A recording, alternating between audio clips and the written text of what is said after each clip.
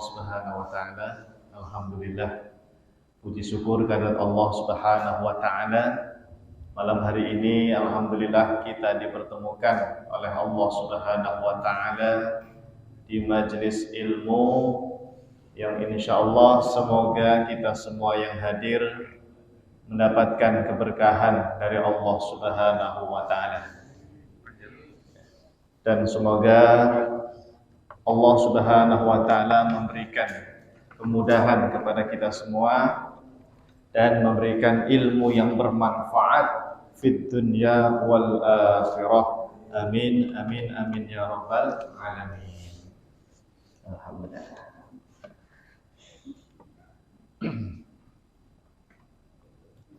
Ya, sip.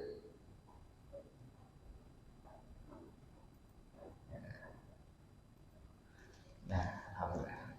Baik jamaah Bapak Ibu yang dimuliakan Allah Subhanahu wa taala. Kaifa halukum? Bagaimana kabarnya semuanya Bapak Ibu? Sehat ya? Semoga sehat jasmaninya, rohaninya dan juga sehat dompetnya ya. Amin. Malam hari ini kita akan sama-sama belajar tema tentang adab-adab di dalam masjid ya, adab-adab di dalam masjid. Sebetulnya tema ini itu termasuk dalam fikih masjid ya. Jadi kalau Bapak Ibu belajar ilmu fikih ya, ilmu fikih itu kan temanya banyak. Mulai dari toharoh, sholat, puasa, zakat itu fikih semua itu. Nanti di antara fikih itu ada bab namanya masjid ya. Fiqhul masjid. Bab tentang masjid ya. Saya tidak tahu di masjid ini sudah sampai bab mana ngaji fikihnya. Masih sholat atau zakat. Ya, biasanya di masjid-masjid itu toharoh, sholat ya. Nanti tahun depan libur ngulangi lagi toharoh, sholat. Akhirnya nggak katam-katam ya. Iya, nggak apa-apa ya. Kita kan tabarukan dengan ilmu para ulama ya. Nah, yang jarang dibahas ini mungkin masalah fikih masjid ya, tentang fikih masjid, terutama bab tentang adab ya, adab di dalam masjid. Saya sudah mengumpulkan beberapa poin terkait adab-adab di dalam masjid atau terkait adab kita terhadap masjid. Nanti ada 6 poin jemaah. Ada 6 hal. Yang pertama kata para ulama, hukumnya wajib bagi kita untuk menjaga kehormatan masjid. Masjid ini tempat ibadah, Pak. Bisa disebut dengan Baitullah ya, rumah Allah. Tapi rumah Allah ini jangan disalahpahami ya. Ada yang mengira rumah Allah itu maksudnya Allah di dalam masjid gitu. Nah, ini salah ya. Kalimat rumah Allah, masjid adalah rumah Allah, maksudnya masjid itu milik Allah. Masjid itu milik Allah, tempat yang dimuliakan oleh Allah. Jangan salah paham. Sebab ada orang yang mengira masjid itu rumah Allah. Oh, berarti Allah di masjid. Ya, bukan. Ya, bukan seperti itu maknanya. Nah, para ulama kita mengatakan waqad waradat ahaditsu katsiratun fi bina'il masajid wa ihtiramiha wa tawqiriha wa tatyibiha wa tabkhiriha. Saya terjemahkan bebas ya. Jadi kata para ulama, Bapak Ibu, banyak hadis-hadis, riwayat-riwayat yang menjelaskan tentang hukum menghormati masjid. Ihtiram itu apa? Menghormati masjid. Wa tauqiriha, sama. Tauqir itu maknanya ya menghormati, mengagungkan masjid. Bahkan wa tatyibiha, masjid itu kalau bisa wangi. Jangan apek karpetnya ya, dikasih pewangi lah ya. Dan juga wa tabkhiriha, dikasih tabkhir itu bukhor. Bukhor itu kalau orang Arab menyan yang dibakar itu loh, Pak. Pernah di Masjidil Haram pernah lihat ya, ada orang bawa kayak asap, kayak dukun. Itu bukan dukun ya, itu pewangi sebetulnya ya, namanya bukhur ya, atau kalau di Indonesia nyebutnya kemenyan ya. Dulu waktu kami kuliah di Lipia, Jakarta itu, dosen kami Pak, kalau ngajar itu bawa kayak gitu. Kita mengira apa nih? Ini mau panggil jin apa gimana nih? Bawa ini apa? Asap itu ngebul itu di dalam kelas itu ya. Nah itu ternyata tujuannya untuk pewangi ya, untuk apa? Biar ruangan itu wangi. Ya. Nah kembali lagi jamaah, hukumnya wajib menjaga kehormatan masjid, harus diagungkan, harus diagungkan. Oleh sebab itu diantaranya kata para ulama, kalau masuk masjid usahakan Bapak Ibu menggunakan pakaian yang bagus, yang rapi, yang indah. Di antaranya disebutkan yustahabbu lahu an yartadiya akmala thiyabihi wa ahsaniha. Disunnahkan bagi seseorang ya, bagi kita untuk menggunakan pakaian akmal. Akmal itu apa? Sempurna. Yang menurut kita ini bagus, layak untuk dipakai ke masjid. Nah itu berarti Anda menghormati masjid, Pak. Kalau ada orang masuk masjid pakai kaos gimana Pak Ustadz? Misalnya ya, pakai kaos atau ya pokoknya serba biasa lah ya. Ya boleh Pak. Boleh, karena yang terpenting adalah menutup aurat ya, menutup aurat. Itu yang fikih dasarnya seperti itu. Namun dari segi apa ya? Etika. Dari segi adab, dari segi tata keramanya itu kurang bagus ya. Lebih utamanya kita pakai pakaian yang menurut kita ya lebih dari itu ya, lebih dari itu. Nah, termasuk juga jamaah menjaga kehormatan masjid itu jangan sampai ada kegaduhan atau keributan di dalam masjid. Nggak boleh teriak-teriak di dalam masjid, nggak boleh teriak-teriak atau apa ya, ya mengganggu orang lah ya, dengan suara yang keras misalnya, itu tidak boleh. Karena orang yang seperti itu dia tidak mengagungkan masjid, tidak memuliakan masjid. Nanti ada pertanyaan begini jamaah, Pak Ustadz, tadi kan tidak boleh itu ya mengeraskan suara di masjid dengan suara teriakan-teriakan. Bagaimana dengan orang yang membawa anaknya ke masjid? Boleh nggak sih sebetulnya membawa anak kecil, ya, anak kecil, entah itu bayi atau umur 2 tahun, 3 tahun, 5 tahun atau SD, ini anak kecil kita nyebutnya. Kita ajak ke masjid, itu hukumnya boleh nggak Bapak Ibu? Karena ini jadi masalah biasanya.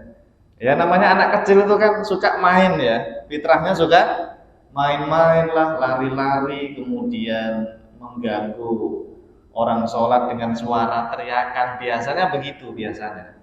Nah ini bagaimana para ulama kita memandang hal ini? Perlu dirinci Pak ya, perlu dirinci. Pertama hukum bawa anak dulu ya, membawa anak ke masjid. Ada satu kitab yang sangat masyhur namanya Ihya Ulumuddin. Nah, kitab apa? Ihya Ulumuddin. Karya siapa ini? Ah betul, Al-Imam Al-Ghazali Asy-Syafi'i Al-Asy'ari rahimahullahu ta'ala. Beliau ulama besar madhab Syafi'i. Kata beliau begini Pak, wala ba'sa bidukhulis sobiyyi al-masjida idza lam yal'ab wala yahrumu alaihi al-'abu fil masjid. Apa artinya? Wala ba'sa. La ba'sa itu kalau orang Jawa orang popo ya. Tidak apa-apa. Wala ba'sa apa artinya? Tidak apa-apa. La ba's, tidak apa-apa. Anak kecil masuk ke masjid ya. Anak kecil sobi itu maknanya anak kecil masuk masjid tidak apa-apa. Yang penting jangan sampai dia bermain-main sampai mengganggu orang lain ya. Wala yahrumu alaihi allam fil masjid. Bahkan kalaupun dia bermain-main di dalam masjid itu tetap boleh, yang penting jangan sampai mengganggu orang sholat. Artinya bawa anak ke masjid itu hukum asalnya boleh, tidak dilarang. Hukum asalnya apa? Boleh, tidak dilarang bawa anak. Tetapi jamaah, kita ini kan perlu mengagungkan kehormatan masjid. Maka kita sebagai orang tua, mohon maaf, yang anaknya ke masjid, yang Anda ajak ke masjid, itu dikasih tahu. Minimal apa? Ya dinasihati, anak, nah nanti kalau di masjid jangan lari-lari. Nah nanti kalau di masjid jangan berisik, jangan jerat-jerit, ya, teriak-teriak gitu. Kita sebagai orang tua bertanggung jawab, Pak. Bertanggung jawab. Karena siapa lagi Pak yang akan mengingatkan anak-anak kita masuk masjid itu kalau dia ribut, kalau dia berisik. Kalau DKM-nya gimana? Ya nggak enak lah ya. Ada orang tuanya nih, ada orang tuanya mau ngingatkin, nggak enak ini ada orang tuanya. Lah orang tuanya kok malah diem saja nih anaknya berisik misalnya. Nah maka di sini tolong antara DKM dengan jamaah itu harus saling bekerja sama lah, kerja sama. Intinya jamaah membawa anak ke masjid itu boleh, tidak apa-apa, ya boleh. Tapi tadi sebagai orang tua Anda wajib, ini terutama orang tuanya ya, anaknya yang ke masjid tadi, ya terutama orang tuanya wajib memberitahu anaknya atau mengkondisikan lah, minimal apa? Mengkondisikan anak jangan sampai istilahnya lari-lari atau teriak-teriak dan seterusnya, dijaga ya. Nah, ini tanggung jawab orang tua masing-masing. Kalau DKM ya tanggung jawab juga sebetulnya, tapi ya tadi mungkin karena menjaga perasaan orang tua akhirnya kan nggak bisa mengingatkan ya. Jadi di sini harus saling bekerja sama lah intinya. Rasulullah Shallallahu Alaihi Wasallam, Bapak Ibu, dulu beliau pernah bawa anak kecil. Ya, hadisnya banyak. Suatu hari Nabi itu pernah sholat, Bapak Ibu, itu pada saat sujud, tumben sujudnya lama sekali, Pak. Itu ada di kisah hadis yang lain ya, bukan hadis ini beda lagi, nanti saya jelaskan yang ini. Di hadis yang lain, Bapak Ibu, Nabi sholat itu sujudnya lama. Sahabat yang di belakang jadi makmum ya, yang di belakang jadi makmum, itu ada satu orang, dia penasaran, wah tumben nih kok sujudnya lama ya. Jangan-jangan Nabi meninggal nih. Jangan-jangan Nabi dipanggil Allah. Dia ngangkat kepala Pak. Si makmum yang di belakang di sahabat ini dia ngangkat kepala, dia cek. Oh, dia nggak ngomong ya. Kalau ngomong oh ya batal ya. Dia kalau ngomong oh batal. Dia melihat ternyata di punggungnya Rasulullah Shallallahu Alaihi Wasallam ada cucunya yang bernama Al Hasan dan Husain. Lagi main kuda-kudaan kali ya. Ya. Nabi sengaja lama sujudnya Pak. Berarti Nabi itu Pak ya, sholat itu enggak kosong pikirannya ya. Jangan mengira sholat itu khusyuk itu harus diam kosong, enggak terlibat dengan kanan kirinya. Enggak ya, bukan itu khusyuk ya. Khusyuk itu kita tetap terhubung dengan kanan kiri dengan sekitar kita. Kalau ada anak di punggung, ya jangan berdiri, deblak Pak, kalau kata orang Jawa, ya jatuh anaknya gitu, nanti cucunya atau anaknya, ya. Nah maka di situ ternyata Nabi pernah membawa cucunya ke masjid, yaitu Al Hasan dan Al Husain, ya, putranya Sayyidah Fatimah, ya, Sayyidah Fatimah radhiyallahu anha. Nah kalau di hadis yang satu ini jamaah, ini kisahnya agak beda. Kisahnya beda. Rasulullah Shallallahu Alaihi Wasallam suatu hari juga pernah sholat membawa cucunya tadi, yaitu Hasan dan Husain. Pada saat sholat, Hasan dan Husain ini ceritanya hampir mirip sebetulnya, hampir sama. Menaiki punggungnya Rasulullah Shallallahu Alaihi Wasallam, para sahabat ada yang ingin melarang anak kecil itu tadi. Mungkin ada sebagian sahabat yang melihat Pak, mau diambil gitu loh Pak, mau diambil bayi tadi, anak kecil tadi dari punggungnya Rasulullah Shallallahu Alaihi Wasallam. Tapi apa Pak yang dilakukan oleh Nabi? Beliau ngasih isyarat apa begini Pak? Jangan diganggu anak saya, jangan diganggu cucu saya. Artinya Nabi membiarkan cucunya bermain-main di atas punggungnya ini. Tapi memberi isyarat ya, bukan dengan suara, memberi isyarat. Nah, ini menunjukkan bahwa Nabi pernah membawa anak kecil ke masjid dan itu hukumnya boleh. Bahkan pernah juga digendong. Ada yang tahu siapa cucu Nabi yang pada saat Nabi sholat itu digendong? Kalau tadi kan bukan digendong, Nabi lagi sujud dinaikin ya, di punggungnya dinaikin ya. Ada cucu Nabi nih digendong Pak, perempuan, siapa? Hah? Pernah ini belajar sirah ya, pasti disebutkan di kisah ini. Cucu Nabi salah satunya adalah Umamah binti Zainab. Nah, siapa namanya Bapak Ibu? Umamah binti Zainab. Ini cucu perempuan Pak, cucu perempuannya Nabi. Umamah ini perempuan ya, binti Zainab. Pada saat Nabi sholat itu belum mulai sholat tuh udah digendong Pak sama Nabi. Ala atikihi, sebagian riwayat menyebutkan digendongnya ditaruh di kepala ini. Apa ini? Atiknya apa sih? Bahu. Jadi dinaikin gitu Pak, dinaikin di leher apa di bahunya itu. Sebagian riwayat menyebutkan digendongnya di depan. Masih kecil nih. Ya. Jadi pada saat Nabi berdiri itu digendong, bahkan pada saat ruku i'tidal masih dipegang itu, masih dipegang tuh. Umamah ini masih kecil sekali ya. Masih bayi belum bisa berjalan mungkin ya. Tetapi pada saat Nabi sujud, bayi itu diletakkan di lantai ketika Nabi sujud. Nanti kalau Nabi berdiri lagi ke rakaat berikutnya digendong lagi. Nah, ini nanti jadi dalil kata para ulama bahwa anak ke masjid boleh, plus menggendong anak juga boleh. Silahkan. Namun yang perlu diperhatikan, kita di zaman ini Pak, bayi sekarang sama bayi zaman dulu beda. Zamannya Nabi, bayi itu bersih Pak dari najis. Kalau sekarang anak-anak kita itu kadang pakai pampers, gitu. Nah ini pampesnya itu ada pipisnya nggak itu? Kalau ada pipisnya, mohon maaf, ada air kencingnya itu di pampesnya dia itu ke masjid, Anda gendong, itu sholat kita nggak sah Pak, karena membawa najis, tidak boleh.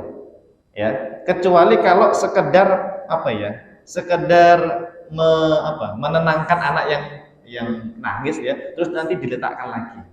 Tapi kalau sengaja gendong dari awal, padahal tahu di situ ada najisnya, itu tidak boleh, ya, tidak sah karena ada najis yang dibawa. Padahal sholat itu harus suci dari hadas dan najis, gitu. Maka hati-hati kalau mau gendong anak itu pastikan dulu pampasnya diganti lah. Minimal diganti dulu kalau mau ke masjid, ya. Oke, dah. Jamaah yang Allah Subhanahu Wa Taala, ini terkait kehormatan masjid ya, terutama anak yang mungkin agak dewasa sedikit yang bisa mengganggu orang sholat, tolong dikondisikan. Berikutnya, di antara adab terhadap masjid itu adalah membaca doa ketika masuk dan juga ketika keluar dari masjid. Ada hadis sahih riwayat Imam Muslim, ya, Rasulullah Shallallahu Alaihi Wasallam pernah bersabda, "Sallu ala Nabi Muhammad, Sallu ala Nabi Muhammad, Allahumma shalli wa sallim wa barik alaihi. Idza dakhala ahadukumul masjidah." Perhatikan Bapak Ibu, kata Rasulullah Shallallahu Alaihi Wasallam, jika kalian masuk masjid, falyusallim ala Nabi Shallallahu Alaihi Wasallam. Sholawat dulu Pak, Bu. Siapa tadi yang masuk masjid nggak baca sholawat? Itu kurang sesuai sunnah Nabi. Sunnahnya itu, bahkan ini disebutkan oleh beberapa ulama, kalau masuk masjid, sebelum membaca doa Allahumma ftahli abwaba rahmatik, sebelum baca itu Pak, kalau nggak salah ditempel ya di situ ya.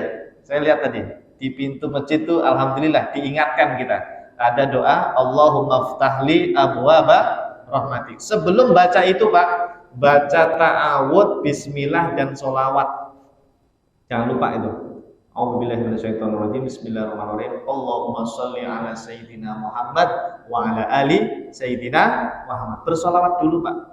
Ini perintah Nabi loh ini. Nabi yang menyuruh, bukan saya ya. Nabi Shallallahu Alaihi Wasallam. Fal yusallim. Kalau masuk masjid itu sholawat dulu. mengucapkan salam kepada Nabi, ya, mengucapkan salawat dan salam. Allahumma sholli wa sallim gitu. Redaksinya dua ya. Allahumma sholli wa sallim ala sayyidina. Baru kemudian Allahumma ftahli abwaba rahmati. Apa artinya? Ya Allah, bukakanlah untukku pintu-pintu rahmat-Mu. Ini doa bagus, Pak. Anda minta pintu rahmat Allah itu berarti minta kebaikan. Bener, ini minta, wah pokoknya semua hal yang baik-baik itu yang Anda inginkan itu masuk di situ. Anda pengen apa sih? Tiap berdoa itu minta apa sih? Itu termasuk rahmat namanya. Jadi kalau orang sering berdoa dengan doa ini, itu semua doanya itu dikabulkan oleh Allah, dimudahkan. Allahumma ftahli abwaba rahmatik. Ya, ini kalau masuk ya. Kalau keluar apa? Allahumma inni as'aluka min fadlik. Ada juga nggak ditambah? Ada. Allahumma inni as'aluka min fadlik. Ya. Ini kesunahan yang kelihatannya sepele ya, kelihatannya ya sunnah, tapi dampaknya besar, Pak. Pahalanya itu besar. Maka tolong mari kita saling mengingatkan diri nah. Kalau masuk masjid jangan lupa sholawat salam kepada Nabi dan mengucapkan Allahumma ftahli abwaba rahmatik. Itu kalau masuk. Kalau keluar Allahumma inni as'aluka min fadlik. Baik. Bahkan ada yang panjang, Pak. Di hadis yang lain ya, Al-Imam An-Nawawi rahimahullah taala mengatakan disunnahkan membaca a'udzubillahil azim biwajhihil karim wa sultanihil qadim minasyaitonir rajim. Alhamdulillah. Allahumma, ada salawatnya. Allahumma sholli wa sallim ala Muhammad wa ala ali Muhammad. Allahumma gfirli dzunubi waftahli abwaba rahmatik. Nah, ini lebih lengkap ini. Ada kalimat Allahumma gfirli, ya Allah ampuni dosaku, waftahli dzunubi, dosa-dosaku, waftahli abwaba rahmatik. Nah, ini panjang. Kalau mau silakan dihafalkan ya, dihafalin ya. Kalau nggak bisa ya cukup yang pendek itu saja. Tapi jangan lupa Pak Bu, membaca salawat dan salam. Apa bedanya salawat sama salam? Kalau salawat itu Allahumma sholli itu doang, tanpa wasallim. Jadi kalau bisa salawat dan salam itu digabung. Allahumma sholli itu salawat, wasallim itu salam. Gitu. Itu bagus itu, menggabungkan salawat dan salam. Karena ada orang cuma begini Pak. Allahumma sholli ala Muhammad doang tanpa wasallim. Itu kurang afdol kata para ulama. Imam Nawawi mengatakan al-jam'u bainahuma itu lebih utama. Menggabungkan lafaz sholli wa sallim itu lebih utama ya. Oke. Saya percepat ya karena waktunya singkat. Yang ketiga jamaah, adab terhadap masjid adalah berniat iktikaf setiap masuk. Siapa tadi yang masuk masjid, pintu masjid masuk belum niat iktikaf, rugi. Sebab Anda tidak dapat pahala iktikaf yang dicatat tiap detik selama Anda di dalam masjid, Pak. Nah, bagi yang tadi lupa, sekarang niatin. Pada saat Anda sudah niat, saya niat iktikaf, itu baru berpahala, itu pahala iktikafnya baru dicatat. Makanya Imam Nawawi yang bagi awala dukhulihi al-masjidah an yanwiya al-i'tikaf. Sebaiknya, ini Imam Nawawi Pak Bu yang bilang, sebaiknya hendaknya setiap kali masuk masjid langsung niat i'tikaf di pintu itu. Gimana niatnya? Tidak harus bahasa Arab. Nah, kalau bisa bahasa Arab ya monggo. Nawaitul i'tikaf lillahi ta'ala. Kalau tidak bisa bahasa Indonesia, saya niat i'tikaf karena Allah Ta'ala. Dalam hati saja sudah boleh. Tolong setiap masuk masjid langsung niat i'tikaf. Rugi loh Pak, Bu. Anda di masjid itu kan bisa 30 menit, bisa 1 jam, betul ya. Itu kalau nggak ada niat i'tikaf, ya hanya dapat pahala sholat saja mungkin ya. Dapat pahala sholat, dapat pahala zikir. Tapi tidak ada tambahan pahala i'tikafnya, itu kurang bagus. Jadi kalau bisa sih tempelannya ditambahin ya. Di pintu niat i'tikafnya tempel ya. Nawaitul i'tikaf fi hadzal masjid lillahi ta'ala, sunatan lillahi ta'ala. Atau bahasa Indonesia aja nggak apa-apa kok ya, Bapak Ibu ya, tidak masalah. Saya niat itikaf karena Allah. Begitu. Tolong ya, diingat-ingat ya, setiap kali masuk masjid Pak. Ya. Selama Anda di masjid 1 jam, 2 jam, argo pahala. Argo pahala itu maju terus, tercatat terus tuh pahala Anda selama di masjid, pahala iktikaf. Tapi kalau nggak berniat, nggak dapat pahala itu ya, rugi ya. Berikutnya, yang keempat, disunahkan mengerjakan sholat tahiyatul masjid sebagai penghormatan terhadap masjid. Pak Ustadz, sholat tahiyatul masjid itu boleh nggak pas habis asar, pas matahari terbenam? Kan itu waktu terlarang Pak Ustadz. Biasanya ada yang bertanya begitu Pak. Ada orang masuk masjid, tapi masuk masjid ini habis asar. Kan nggak boleh sholat habis asar, habis subuh kan nggak boleh kan? Tidak boleh sholat pada saat matahari terbenam, matahari terbit, matahari di atas kepala. Kan itu waktu terlarang. Tapi kalau sholat tahiyatul masjid boleh nggak Pak Ustadz? Pas bertepatan 5 waktu terlarang itu? Jawabannya boleh. Ya, tidak apa-apa Pak. Sholat tahiyatul masjid meskipun bertepatan dengan waktu terlarang, habis subuh, habis asar, atau matahari terbenam, matahari terbit, boleh, tidak apa-apa. Yang dilarang oleh Nabi itu adalah sholat mutlak. Sholat mutlak diantaranya. Sebetulnya banyak, ada 9 atau 10 gitu, sholat yang dilarang di 5 waktu itu. Tapi untuk sholat tahiyatul masjid tidak dilarang. Artinya boleh. Misalnya nih, ada orang masuk masjid, habis asar mau sholat maghrib kan dia datang duluan, 5:30 lah anggaplah ya, setengah 6. Nah ini kan habis asar 5:30 itu. Bahkan bisa jadi 5:30 tuh mepet-mepet matahari proses terbenam kan? Ya, proses terbenam itu juga larangan. Tapi karena ini sholatnya adalah sholat tahiyatul masjid, maka tidak dilarang ya, tidak apa-apa ya. Jadi jangan disalahkan orang yang sholat tahiyatul masjid di waktu terlarang. Dan ini sudah ijma' para ulama ya, kata Imam Nawawi disunahkan untuk sholat tahiyatul masjid. Hadisnya Bukhari Muslim. Idza dakhala ahadukumul masjid, kata Rasulullah sallallahu alaihi wasallam, jika kalian masuk masjid fala yajlis, jangan duduk dulu. Hatta yusolli rakaatain, sampai dia sholat 2 rakaat. Ini namanya sholat tahiyatul masjid. Pak Ustadz, saya masuk masjid tapi telat. Masuk masjid itu udah mau qomat. Belum sholat qobliyahnya, belum tahiyatul masjidnya, belum sholat sunnah wudhunya misalnya. Ini gimana nih Pak Ustadz? Yang saya dulu kan yang mana ini? Karena ada 3 sholat nih kalau bisa. Tahiyatul masjid, sholat sunnah wudhu karena habis wudhu, terus qobliyahnya belum nih. Padahal waktunya udah mau qomat, tinggal 5 menit misalnya, tinggal 3 menit, cukup 2 rakaat doang. Nah, kata Imam Nawawi, Bapak Ibu, Anda langsung niat qobliyah saja. Secara otomatis 2 rakaat qobliyah Anda itu sudah include di dalamnya tahiyatul masjid dan sholat sunnah wudhu. Ini yang bilang bukan Ustadz Ajib, tapi Imam Nawawi.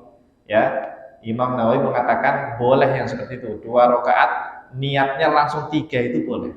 Bahkan tanpa diniatkan pun, cukup berniat qobliyah saja, secara otomatis mendapatkan pahala tahiyatul masjid dan sholat sunnah wudhu yang lainnya. Itu boleh Pak. Ya, inilah keistimewaan umatnya Rasulullah Sallallahu Alaihi Wasallam. Ibadahnya sedikit 2 rakaat, tapi pahalanya dicatat banyak. Alhamdulillah. Jadi rugi kalau nggak sholat qobliyah itu Pak, rugi benar. Nggak dapat pahala tahiyatul masjid, nggak dapat pahala ini ya. Kalau bisa usahakan sholat qobliyah. Masih ada waktu? Masih ya? Nah lanjut.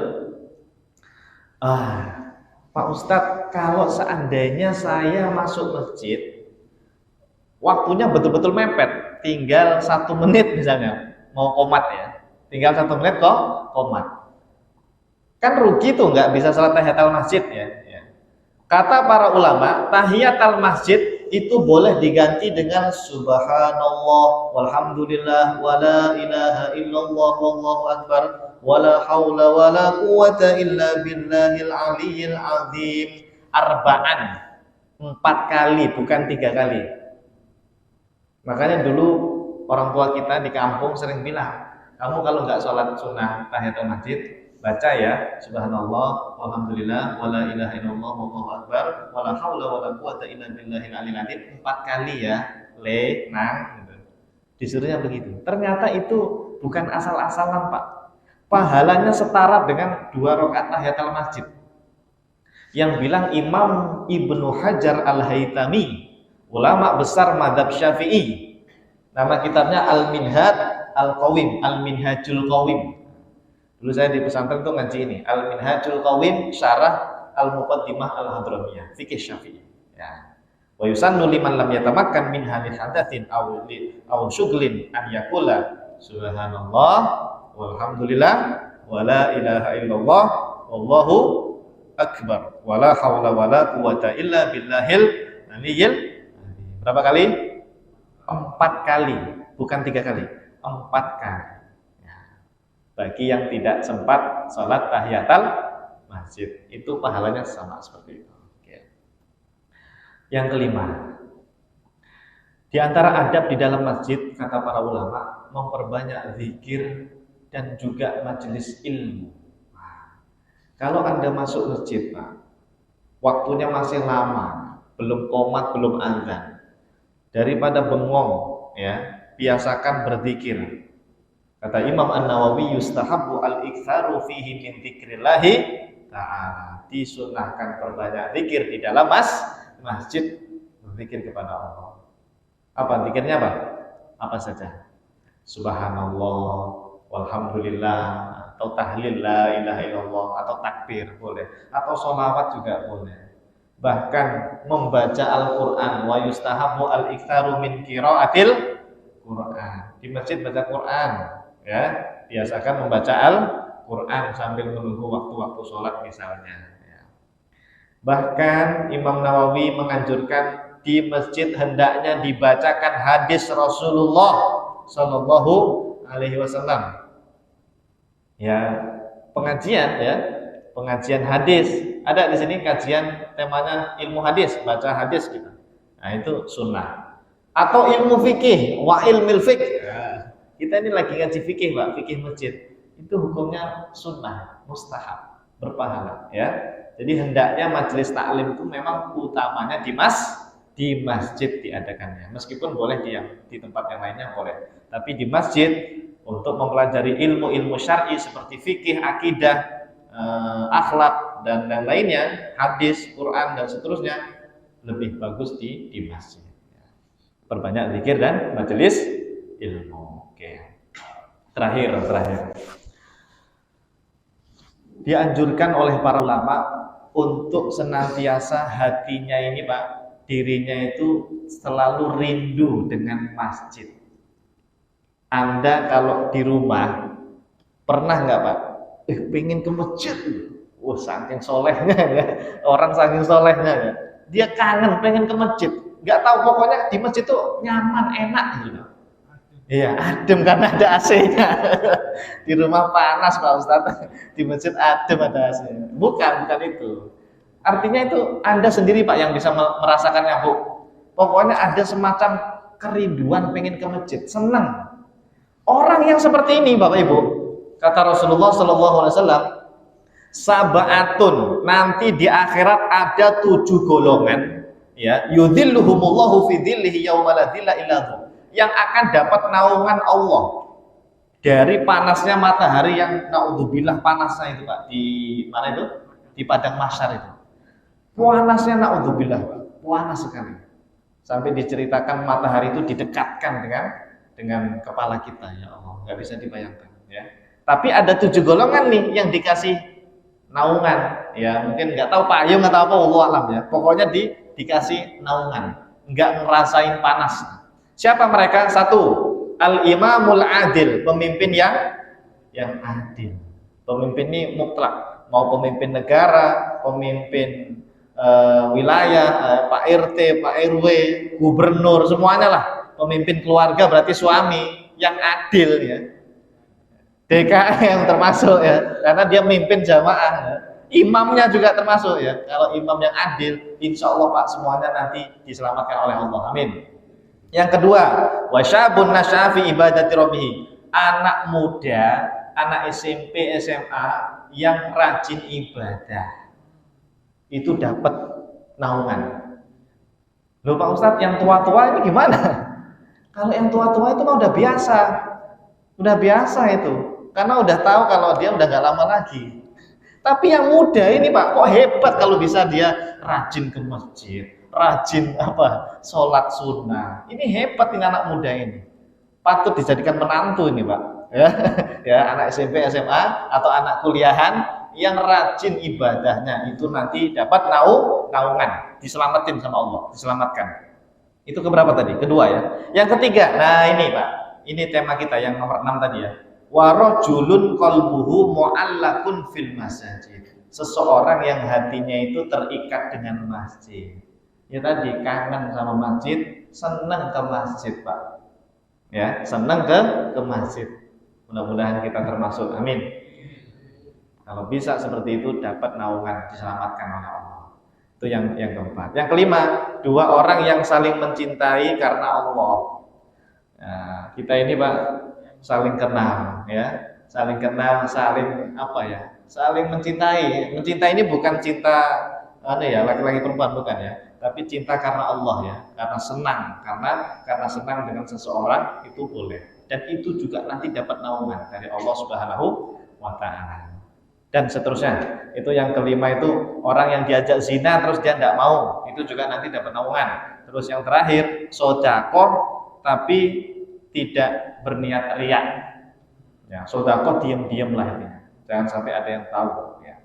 Tapi belum tentu juga Pak. Ada orang diam-diam tapi niatnya riak juga bisa. Bisa saja. Ini namanya hati itu kita nggak tahu ya. Yang tahu cuma kita sama Allah. Ya, makanya hati-hati. Bahkan yang diumumkan belum tentu riak Pak.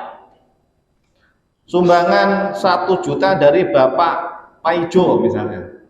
Ini diumumkan belum tentu riak, belum tentu. Ya, bisa jadi yang tidak diumumkan riak malah bisa jadi. Makanya tadi tergantung niat masing-masing.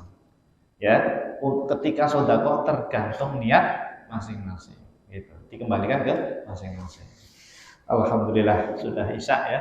Alhamdulillah ini adab-adab ya, terkait masjid. Setidaknya ada 6 ini, mudah-mudahan menjadi ilmu yang manfaat, ilmu yang bisa kita amalkan, ilmu yang berkah, nanti bisa menyelamatkan kita di akhirat kelak. Amin ya rabbal alamin. Cukup?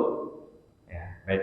Terima kasih. Kita akhiri dengan kafaratul majlis. Subhanakallahumma wa bihamdika asyhadu an la ilaha illa anta astaghfiruka wa atubu ilaik. Assalamualaikum warahmatullahi wabarakatuh.